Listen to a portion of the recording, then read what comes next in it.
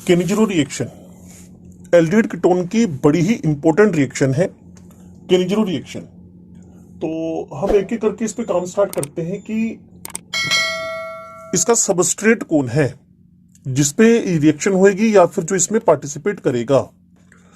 तो केनिजिरो रिएक्शन का जो सबस्ट्रेट है वो ऐसा एल्डिहाइड होना चाहिए, ऐसा एल्डिहाइड होना चाहिए जिसमें अल्फा हाइड्रोजन ना हो, अल्फा हाइड्रोजन जिसके अंदर एब्सेंट हो। क्लियर। अब ऐसे एग्जांपल्स आपके पास गिने चुने हैं, कोई ज्यादा नहीं है।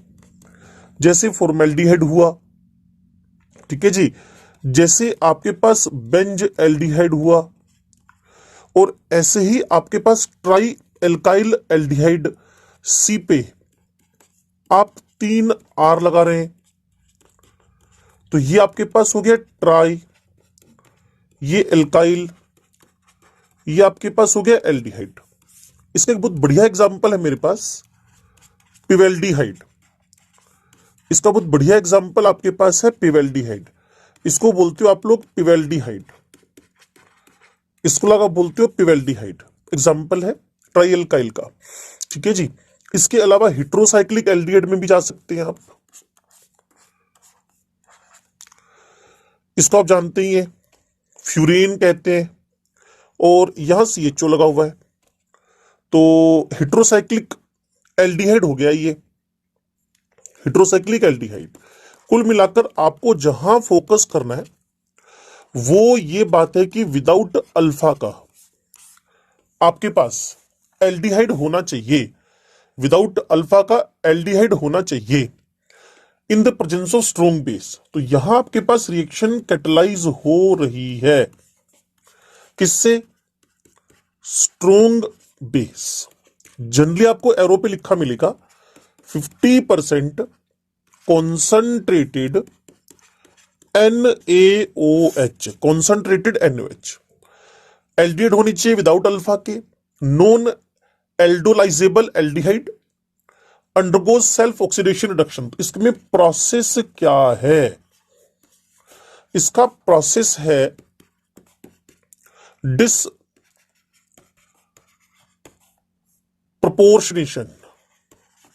डिसप्रपोर्शनेशन है क्या? साइमल्टेनियस ऑक्सीडेशन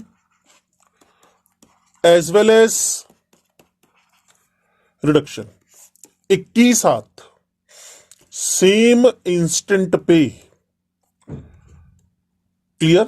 सेम इंस्टेंट पे ऑक्सीडेशन हो और रिडक्शन हो, सेम इंस्टेंट पे रिडक्शन ऑक्सीडेशन दोनों होनी चाहिए, तो उसको आप बोलते हैं केनिजिरो रिएक्शन, उसको आप बोलते हैं केनिजिरो रिएक्शन। तो सेल्फ ऑक्सीडेशन रिडक्शन एक पार्ट अल्कोहल में कन्वर्ट हो जाएगा और दूसरा पार्ट आपके पास एसिड में कन्वर्ट हो जाएगा, और एसिड भी एसिड फॉर्म में नहीं, उसके सोल्ट फॉर्म में एग्जिस्ट करेगा। तो हम एग्जांपल्स पे चलते हैं, ध्यान से सुनना और देखना जी।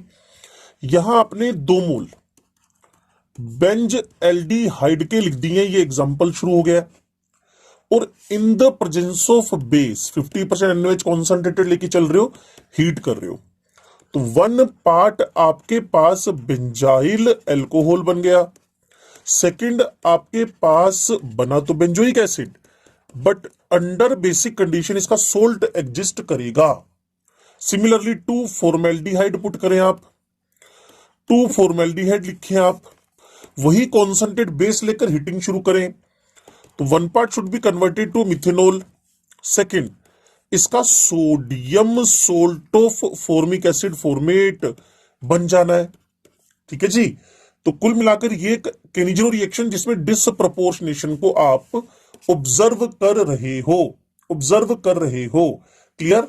ये रिएक्शन बेस्ट प्रोसीड करती है विद एरोमेटिक एल्डिहाइड्स के साथ। क्लियर? तो मैं इसको लिख देता हूं, it is best for aromatic aldehydes, best proceeds with aromatic aldehydes.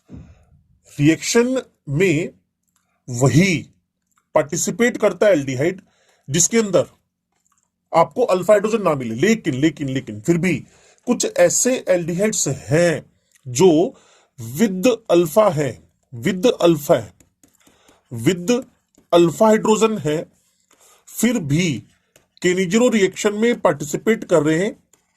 ये आपके पास है आइसो ब्यूटारल्डिहाइड, आइसोब्यूटारल्डिहाइड। ये ऐसा आपके पास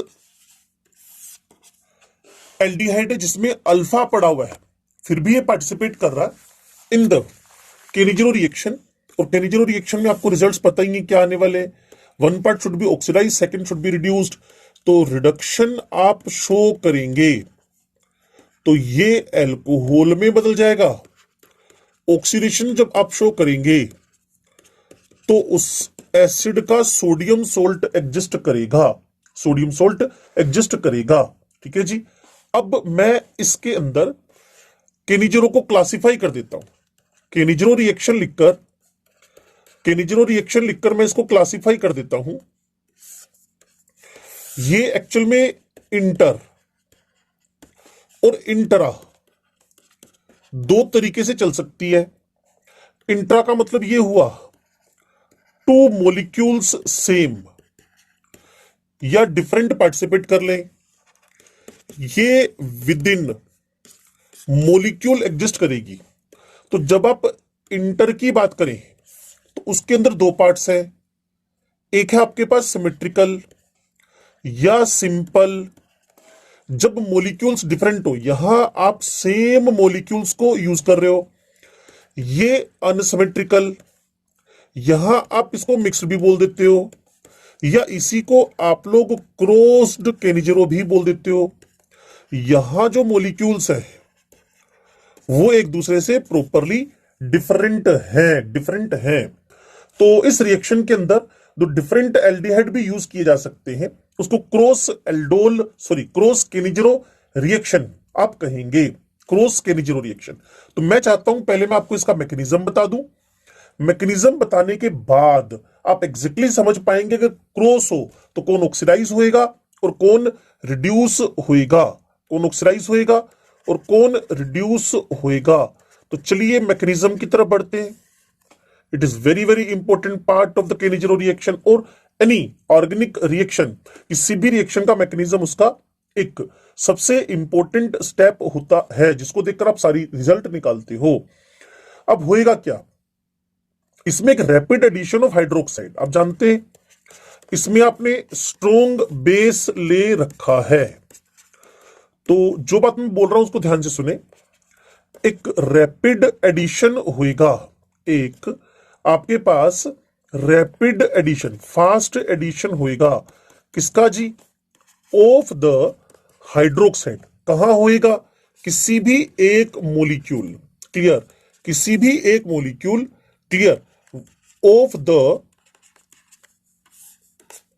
एल्डिहाइड पे, क्लियर। अब किसी भी एक में कौन, किसी भी एक में कौन, क्लियर, जो सेंसिटिव हो for nucleophilic addition. Nucleophilic addition के लिए जो सेंसिटिव होएगा उस पे अटैक होने वाला है, उस पे अटैक होने वाला है, क्लियर है। उस पे अटैक होने के बाद जो स्ट्रक्चर बनेगा हाइड्रोक्सी एल्कोक्साइड। अब आप कहेंगे बनाकर दिखाइए। मान लीजिए ये आप एक बेंज एल्डिहाइड लेके चल रहे हैं, ओके। ये हाइड्रोक्साइड का रैपिड एडिशन हुआ, साइन ऑफ इक्विलिब्रियम आपने लगा रखा है। ये फिनाइल ग्रुप हुआ, ये OH जो अटैक कर रहा है, ये OH जो अटैक कर रहा है, ओके। उसके बाद ये H पुराना वाला है, ये O पे नेगेटिव साइन है। ऑर्गेनिक केमिस्ट्री की खासियत यही है, सब कुछ काउंटेड होएगा, गिना चुना होएगा। जो आप देखेंगे वही आप लिखेंगे, हाइपोथेसिस कहीं से नहीं चलती है। ये एक हाइड्रोक्सी एल्कोक्साइड बन गया, हाइड्रोक्सी एल्कोक्साइड बन गया। हाइड्रोक्सी एल्कोक्साइड बनने के बाद क्या हो रहा है, क्लियर। अब होएगा क्या, हाइड्रोक्सी एल्कोक्साइड आयन तो बन ही गया। अब आपको पता है इसमें आप लोगों ने यहां यहां यहां, clear, aluminium isopropoxide acts as a hydrogen ion donor to the second molecule of the aldehyde. अब मेरी बात को फिर आप ध्यान से सुने। Rapid addition of hydroxide to one molecule of aldehyde, rapid addition of the hydroxide to the one molecule of aldehyde result in the formation of hydroxy alkoxide ion। ये आप देख पा रहे हैं, क्लियर।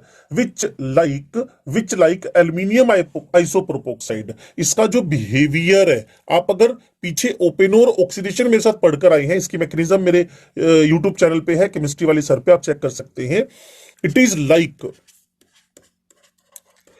एल्यूमिनियम आइसोप्रोपोक्साइड जो एक H माइनस डोनर है, ठीक है जी, H माइनस डोनर है, उसी की तरह ये H माइनस डोनर का बिहेव करेगा। ओके, चलिए अब हम देखते क्या है। ये जो हाइड्राइड डोनर है, सेकंड मॉलिक्यूल ऑफ एल्डिहाइड को C6H5 आपने फिर लिखा, सेकंड मॉलिक्यूल पे जाना है इसका एक H, और वैसे भी इस बॉन्ड की पोलैरिटी ज्यादा है, स्ट्रेंथ ज्यादा है, इसको तोड़ना मुश्किल काम है, तो ये यहां शिफ्ट होएगा, ये H माइनस आ जाएगा आपके पास, ठीक है जी। यहां आपके पास सेकंड मोलिक्यूल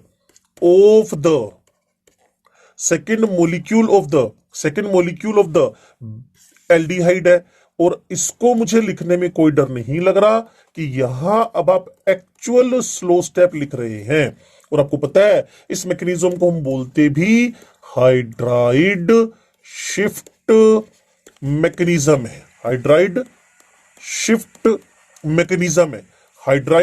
शिफ्ट मैकेनिज्म इसको बोलते हैं, हाइड्राइड शिफ्ट मैकेनिज्म इसको बोलते हैं। तो जैसे ही इसका H माइनस यहां से निकला और C पर न्यूक्लियोफिलिक एडिशन किया, तो क्या क्या बना, नकल करते हैं जी। C6H5 अपनी जगह पे, डबल बॉन्ड O आ गया, ये OH बन गया, तो ये तो बेंजोइक एसिड हो गया, और इधर H नया है जो, यहां आपके पास वापस वही हरकत होगी न्यूक्लियोफिलिक एडिशन वाली, क्लियर।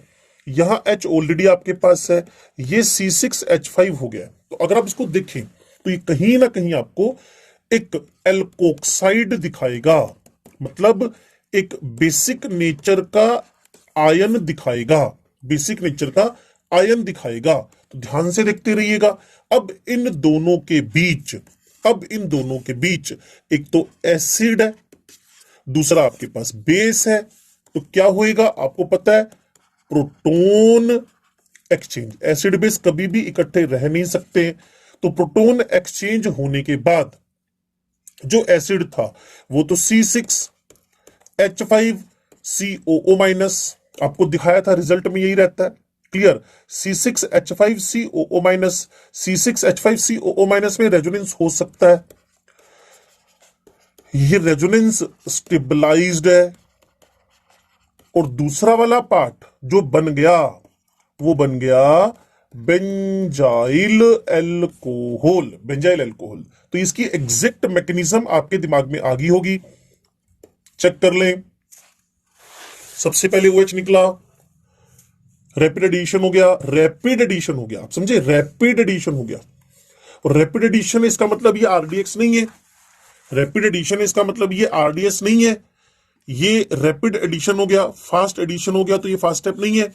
हाइड्राइड शिफ्टिंग वाला कंपैरेटिवली स्लो स्टेप है, इसीलिए वो रेट डिटरमाइनिंग स्टेप होएगा। इतनी बात अगर आपको समझ में आती है तो होता क्या है, in the presence of very strong concentration of alkali, आपने देखा था मैंने यहां एल्कलीज ले रखे हैं, aldehyde first forms a doubly charged anion, उस बात को आप समझे, तो जिससे मैकेनिज्म में आपका ऑर्डर कंट्रोल होएगा। तो चेक करें जी मैं बोल क्या रहा हूं, होता क्या है, जब आप very strong concentrated alkali use कर रहे हो, तो आपके पास जो एल्डिहाइड है वो डबल नेगेटिवली चार्ज है, डबल चार्ज्ड एनायन बनाता है, डबल चार्ज एनायन। चेक करना चाहते हैं तो इसको मैं लिख रहा हूं, अब थोड़ा सा फोकस रखिएगा, RCOH, ठीक है जी। यहां मेरे पास OH आ गया है, जैसा कि ऑलरेडी मैं बेसिक मीडियम लेके चल रहा हूं। इसका अटैक कहां होना है, बच्चे समझदार हैं, ठीक है जी। तो अब आर हुआ, सी हुआ, ये आपके पास एच हुआ, ये अटैक हो गया, और ये आपके पास नेगेटिवली चार्ज्ड है। ओके, अब जो मैं आपको समझाना चाहता हूं उसको समझे। बेसिक मीडियम आपके पास स्ट्रोंग था, बेसिक मीडियम आपके पास स्ट्रोंग था, उस बेसिक मीडियम में इसने भी अपना प्रोटॉन रिलीज कर दिया, अपना प्रोटॉन रिलीज कर दिया। तो आपके पास कैसी शक्ल आ गई है, एक O नेगेटिव, दूसरा O नेगेटिव, और ये H, और इसी बात को तो मैंने लिखा था डबली चार्ज्ड एनायन, जिसको हमने 1 लिख दिया है, जिसको हमने 1 लिख दिया है। डबली चार्ज्ड एनायन पे हम फोकस करते हैं वापिस। R C O negative, O negative, यहां H लिखा हुआ है। अब आपके पास दूसरा वाला मोलिक्यूल आ रहा है, लो जी। अब आप क्या करोगे, ध्यान से सुनना और समझना। होएगा क्या, अब ये बॉन्ड तो CO-O- तो पोलैरिटी ज्यादा होने से टूट नहीं सकता, तो जैसे ही यहां शिफ्ट होएगा ये भाई सब इस दुनिया से रवाना हो लेंगे। अब इसका पूरे का H- का इस पे अटैक हो जाएगा। अगर आप मेरी बात को literally word to word follow कर रहे हैं तो आर सी यहां डबल बॉन्डो, ये एनायन बन गया, क्लियर, और उधर आर सी यहां आपके पास ऑलरेडी H का अटैक हो चुका है, ये O नेगेटिव है, ये H है, क्लियर। अब ये जो आर सी H2O माइनस है, आर सी H2O माइनस है, आर सी H2O माइनस है, क्लियर। ये सोलवेंट से, पानी से, क्लियर, क्या उठा लेंगे, H, और खुद को अल्कोहल में कन्वर्ट करके बेस को रिलीज कर देंगे। तो ये मैकेनिज्म भी जब concentration very strong concentrated alkali हो तब ये वाली मैकेनिज्म भी प्रोसीड कर सकती है, ये वाली मैकेनिज्म भी प्रोसीड कर सकती है। होता क्या है, रिएक्शन फॉलोज थर्ड ऑर्डर। अगर आप मुझसे इसके ऑर्डर के बारे में जानना चाहते हो, what type of order is here, तो मेरा आंसर रहता है इसका जो ऑर्डर है ये थर्ड ऑर्डर मैकेनिज्म है।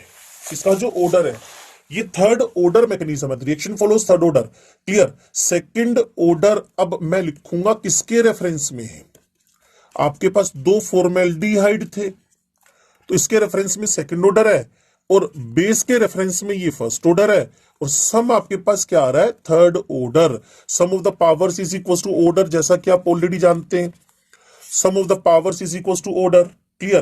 तो कुल मिलाकर एल्डिहाइड की पावर 2 और बेस की पावर आपने 1 लिख दिया, क्लियर। इसमें हमें समझना क्या है, ये सजेस्ट करता है reaction between the first formed anion, जैसा कि पीछे आप देख चुके हो, जाना चाहते हो, ये लो जी, first formed anion, first formed anion, ये वाला फर्स्ट फॉर्म्ड एनायन, ओके। इस फर्स्ट फॉर्म्ड एनायन के साथ रिएक्शन किसका हुआ जी, क्लियर। फ्रॉम ये बना किससे, ये भी आपको पता है, ये बेस और एल्डिहाइड से, and another molecule of aldehyde in the rate determining step, वो ये रहा जी। तो ये बना, ये इस पर अटैक कर गया, और इस स्लो स्टेप में तो दोनों तो यहां है ही, दोनों तो यहां है ही, क्लियर ना। अब होगा क्या, जब भी आप कॉन्सेंट्रेशन ऑफ बेस ज्यादा कर लेंगे इन the presence of high concentration of base, reaction follows fourth order. ये मैं आपको बता रहा हूं कि अगर मेरे पास यहां रेट लिखा मिले, के लिखा मिले, फॉर्मेल्डिहाइड लिखा मिले, स्क्वायर लिखा मिले, OH की पावर 2 लिखा मिले, तो N is equal to 2 + 2 is equal to क्या हो गया, 4 हो गया। तो कारण क्या है, जब आपके पास high concentration of the base हो गई है, क्लियर। काइनेटिक्स में आप पढ़ चुके हो कि हाई कॉन्सेंट्रेशन ऑफ बेस लेकर जब आप इसको डबल करोगे तो रेट पे 4 गुने का इफेक्ट आ जाएगा। तो ये होता भी एक्चुअल में, ये होता भी एक्चुअल में, और उसके लिए हमें मैकेनिज्म पे जाना है। यहां भी बेस है, यहां भी बेस है, तो डबली चार्ज्ड एनायन ने रोल किया, डबली चार्ज्ड एनायन ने रोल किया, पहला मॉलिक्यूल, क्लियर। फिर यहीं से H निकला, इसने जाकर स्लो स्टेप में अटैक करवाना और H का निकलना होना है, ओके। तो इससे ये पता चलता है कि अगर कॉन्सेंट्रेशन ऑफ बेस ज्यादा हो तो ये फोर्थ ऑर्डर है, अदरवाइज ये second order, third order kinetics है, थर्ड ऑर्डर काइनेटिक्स है, क्लियर। कुल मिलाकर हाइड्राइड आयन डायरेक्टली ट्रांसफर हो रहा है from one molecule of aldehyde to the other and doesn't become free in the solution. ये बात मुझे बोलनी पड़ेगी। ये मेरे पास फ्री फॉर्म में अवेलेबल नहीं है, सॉल्यूशन में फ्री फॉर्म में अवेलेबल नहीं है। क्लियर ना? Doesn't become free in the solution. और इसका अगर आप ऑब्जर्वेशन करना चाहते हो, क्लियर, तो जो रिकवर्ड अल्कोहल है उसके अंदर गलती से भी कभी ड्यूटेरियम नहीं होता। क्लियर? जब भी आप इसको D2O में प्रोसीड करते हो, अगर रिएक्शन को D2O में प्रोसीड करो तो किसी भी अल्कोहल जो रिजल्ट में रिकवर हुई है, क्लियर, इसके अंदर डी नहीं होता। तो ये एविडेंस है कि H माइनस फ्री फॉर्म में अवेलेबल नहीं है, H माइनस फ्री फॉर्म में अवेलेबल नहीं है। और ये भी देखा गया है, क्लियर, कि रिएक्शन न्यूक्लियोफिलिक एडिशन पे डिपेंड करती है। तो जो न्यूक्लियोफिलिक एडिशन को प्रमोट करते हो वो तो फेवर कर देंगे, और जो अपोज करते हो, क्लियर ना, और जो अपोज करते हो जैसे स्टेरिक हिंड्रेंस, हाँ, EDG, EWG, तो क्या करेगा? इलेक्ट्रॉन विड्रॉ कर कार्बन पे पॉजिटिव बढ़ा देगा। Hence factor which reduces the positive charge of carbonyl carbon retard the reaction। जैसे कि मैं आपको बता रहा हूं, ये देखिए यहां मैंने N पर खतरनाक से मिथाइल लगा दिए। ये इलेक्ट्रॉन्स को क्या कर रहे हैं? ये चेन के अंदर भेज रहे हैं। एल्डिहाइड कीटोन के इस ग्रुप का पॉजिटिव चार्ज रिड्यूस कर गया। न्यूक्लियोफिलिक एडिशन पढ़ने के बाद ही तो काम शुरू किया ना आपने सब। N पर 2 मिथाइल लग रखे हैं, यहां डबल आ गया है, क्लियर ना, यहां डबल आ गया है, और यहां आपने रेजोनेंस करवा दिया है। और अब आप खुद देखें, अटैक वेरी डिफिकल्ट हो गया है। तो स्टेरिकली हिंडर्ड भी, क्लियर, केनिजेरो को स्टेरिकली हिंडर्ड भी, इसके अलावा EWG नहीं, EDG, इसके रेट ऑफ रिएक्शन को क्या कर देगा? स्लो कर देगा। ठीक है जी। तो आप इस मैकेनिज्म को देखने के बाद खुद कंक्लूजन निकाल सकते हो कि मैकेनिज्म में अगर मैं NaOD कर दूं, ये NaOD कर दूं, इसकी जगह मैंने NaOD कर दिया। ठीक है जी, ध्यान से देखते रहिएगा। तो ये OD यहां आ जाना है, ये OD यहां आ जाना है, ये OD यहां आ जाना है, और फाइनल स्टेप में ये O से जुड़ा हुआ D अल्कोहल में शिफ्ट हो जाना है। तो कभी भी अगर आपको NaOD लिख कर दिया है तो उस D को आप अल्कोहल में भेज दीजिएगा। लेकिन ये जो C से जुड़ा हुआ D है, D माइनस, इस सीधे अटैक कर रहा है, ये फ्री अवेलेबल नहीं है। हाँ, NaOD का D कहां गया? NaOD का D कहां गया? NaOD का जो D है, NaOD का जो D है वो आपके पास अल्कोहल में ट्रांसफर हो गया है। सिंपल काम करके देख लें, ये मेरे पास फॉर्मेल्डिहाइड है, ये मेरे पास बेंजल्डिहाइड है। क्लियर? न्यूक्लियोफिलिक एडिशन के लिए आसान अटैक इस पे है, और जिसपे पहला अटैक हो वो एसिड में बदलेगा, जिसमें बाद में अटैक हो हाइड्राइड का वो अल्कोहल में बदलेगा। ठीक है जी।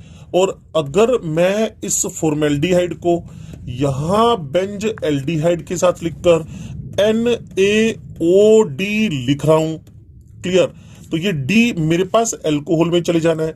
ये भाई साहब तो इस टाइप से हो गए, और इन्होंने C6H5CH2OD बना दिया है।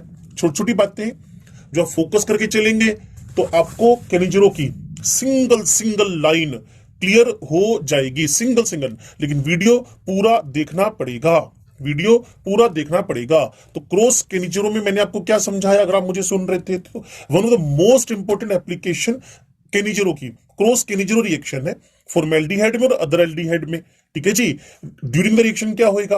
Alpha hydrogen are replaced by, clear, hydroxyl methyl groups, clear, through the aldol condensation, and the product beta hydroxy aldehyde undergoes cross Cannizzaro reaction with formaldehyde. तो आप अगर इस बात को सुनकर चेक करना चाहते हैं तो एक बार ये आईटी में क्वेश्चन आ भी चुका है, तो मैं आपको मिक्स्ड केनिजेरो प्लस एल्डोल करवाने जा रहा हूं। मिक्स्ड केनिजेरो एंड एल्डोल करवाने जा रहा हूं। मिक्स्ड केनिजेरो एन एल्डोल करवाने जा रहा हूं। ध्यान से सुनिएगा, और ये ऑलरेडी आईआईटी में एक बार क्वेश्चन आ चुका है, और मेडिकल के एग्जाम्स में भी ऐसा क्वेश्चन आपको बार बार दिखेगा। मेडिकल के एग्जाम्स में भी ऐसा क्वेश्चन आपको बार बार दिखेगा, तो ध्यान से सुनिएगा। ये मैंने लिया फॉर्मेल्डिहाइड, एसिटाल्डिहाइड, ठीक है जी, ये मैंने लिया फॉर्मेल्डिहाइड। मैं सबसे पहले एल्डोल करवाने के लिए आपको बोल रहा हूं, मैं सबसे पहले एल्डोल करवाने के लिए आपको बोल रहा हूं इन द प्रेजेंस ऑफ बेस। तो बच्चों को ट्रिक सिखा रखा है, क्लियर। ये अल्फा हाइड्रोजन कंटेनिंग है, तो इसका कार्बोनिल है, तो एक काम करूं कि इसका तो ये O इसके H2 के साथ उड़ा दूं, तो CH2 हो गया। समझ पा रहे हैं मेरी बात को, क्लियर। अब यहां से जब O उड़ेगा इसका CH2, तो आपके पास एग्जैक्ट स्ट्रक्चर ऐसे करके देख सकते हैं आप। ये मैंने लिखा CH2 यहां, ये ठीक है जी, और यहां मेरे पास था एसिटाल्डिहाइड का H2। जब ये यहां से निकलेगा तो एग्जैक्टली आपके पास जो स्ट्रक्चर आएगा वो अल्फा बीटा अनसैचुरेटेड एसिड आएगा, अल्फा बीटा अनसैचुरेटेड। मुझे सिर्फ एल्डोल कंडेंसेशन करवाना हो तो मैं क्या करने वाला हूं, अगर मुझे एल्डोल कंडेंसेशन करवाना हो तो मैं क्या करवाऊंगा, यहां OH लिख दूंगा, यहां CH2 लिख दूंगा, और इसको आकर ज्वाइन कर लेगा, ये कंप्लीट CH2। ये एल्डोल फॉर्मेशन हुआ, एल्डोल फॉर्मेशन। अगली बार फिर फॉर्मेल्डिहाइड दे दें, वही हरकत वापस करवाएं आप, ठीक है जी। तो CH2 OH मेंटेन्ड। अब जो इस पे अटैक हुआ, क्लियर। अब आप सोचो ना, इस कार्बन पे, इस अल्फा कार्बन ने इस कार्बोनिल कार्बन पे अटैक किया, तो इस पे यहां एक H तो मेंटेन्ड है, एक CHO है, एक नया CH2 CHO बन गया। अगर आप मेरी बात को समझ पा रहे हो तो क्लियर। देखो ये वाला कार्बन, तो ये इस पर अटैच्ड, और ये आपके पास कन्वर्जन हो गया है किसके अंदर, CH2OH में। ये थोड़ा सा करेक्शन है, CH2OH में, और ये CHO मेंटेन्ड है। अगली बार फिर वही बेसिक कंडीशन में फॉर्मेल्डिहाइड। अब तो शायद आप समझने लग गए होंगे, एक बार अटैक, दूसरी बार अटैक, तीसरी बार अटैक, तो यहां आपके पास CHO। अभी तक सिर्फ और सिर्फ क्या चीज चल रही है, केनिजेरो केनिजेरो केनिजेरो। तो 3 टाइम्स केनिजेरो रिएक्शन करवाकर आप अब एल्डोल की तरफ, ये एल्डोल, ये मेरी गलती है, 3 बार 3 टाइम्स आप एल्डोल करवाकर अब आप केनिजेरो रिएक्शन की तरफ बढ़ रहे हो। फॉर्मेल्डिहाइड फिक्स है, ये भाई साहब बिना अल्फा के हो चुके हैं, अब विदाउट अल्फा हाइड्रोजन, वही बेस है, वही डिसप्रोपोर्शनेशन होएगा। एक तो बन जाएगा सोल्ट, और दूसरा इस कार्बन पे CH2OH CH2OH CH2OH CH2OH, ठीक है। और ये जो स्ट्रक्चर बना, बड़ा फेमस स्ट्रक्चर है, क्लियर। इट इज पेंटा, पेंटा मतलब 5 कार्बन है, पेंटा, क्लियर, इरीथ्रिटोल, पेंटा इरीथ्रिटोल, पेंटा इरीथ्रिटोल। और यही पेपर में पूछा गया था। तो ये इसमें भी एक बात समझ में आती है क्या, जब आप विद और विदाउट अल्फा 2 ले रहे हैं, ये विदाउट अल्फा, ये भी विदाउट अल्फा, तो मैंने आपको पहले ही कहा था जिसपे अटैक होने आसान हो, लेस स्टेरिकली हिंडर्ड हो, वो आपको किसमें कन्वर्ट होता हुआ दिखेगा, वो आपको एसिड में कन्वर्ट होता हुआ दिखेगा, वो एसिड में कन्वर्ट होता हुआ दिखेगा। अब सिमिलरली मैंने आगे जाना है, आगे जाने में मैंने आपको एक इंट्रा का एग्जाम्पल देना है।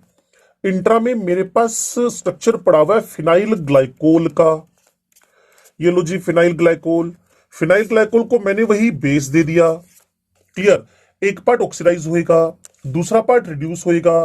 किस पार्ट को ऑक्सीडाइज होना चाहिए मेरे अकॉर्डिंगली इसको, क्योंकि ये लेस स्टेरिकली हिंडर्ड है, और इसको क्या होना चाहिए, रिड्यूस। तो C6H5 ये पार्ट रिड्यूस हुआ और ये पार्ट ऑक्सीडाइज हुआ।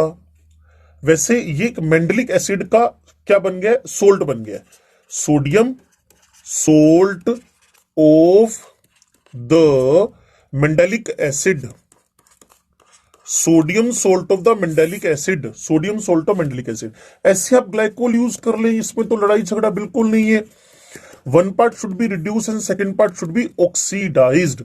ये पार्ट रिड्यूस हो गया और दूसरा पार्ट आपके पास ऑक्सीडाइज हो गया है, इसको हम बोलते हैं ग्लाइकोलिक एसिड। इसको हम बोलते हैं ग्लाइकोलिक एसिड, ग्लाइकोलिक एसिड। ठीक है जी। तो कुल मिलाकर आप फरफ्यूरल का एक एग्जांपल उठा सकते हो। पहले हमने सबस्ट्रेट में लिखा तो था,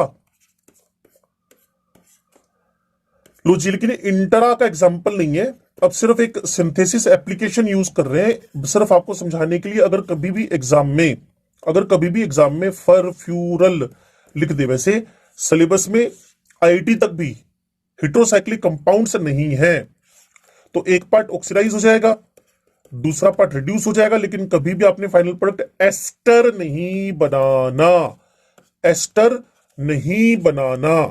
फाइनल प्रोडक्ट कभी भी आपने एस्टर नहीं बनाना। तो एक पार्ट ऑक्सीडाइज हो गया, ये रिड्यूस हुआ है, दूसरा पार्ट सोडियम सोल्ट बना लेगा। तो कुल मिलाकर अगर आप मेरी बातों को literally word to word follow कर रहे हैं तो शायद आपको बात समझ में आ गई होगी। ठीक है, तो ये आपके पास 100% डिस्कशन अबाउट द केनिजिरो रिएक्शन था। तो मुझे लगता है आपको इसको पूरे को वर्ड टू वर्ड रीड करना चाहिए। जहां भी आपको दिक्कत हो तो आप डिस्कशन करें, कमेंट करें और हमसे बात करें।